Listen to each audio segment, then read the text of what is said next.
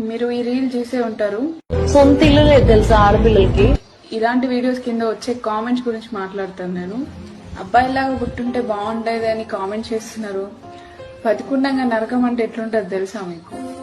వచ్చిన జీతం సరిపోక అక్కా చెల్లెళ్ళ పెళ్లిళ్ల కోసం అప్పులు చేసి తీర్చలేక నరకం అనుభవిస్తున్న ఒక అన్ననాడు.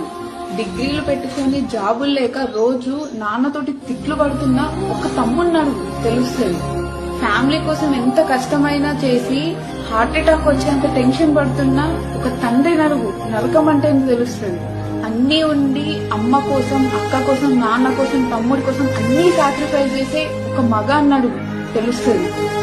నీకే ప్రాబ్లం వచ్చినా నాన్న, అన్న, తమ్ముడు, హస్బెండ్ మేమున్నాము అని చెప్పి నేను ప్రొటెక్ట్ చేస్తాను.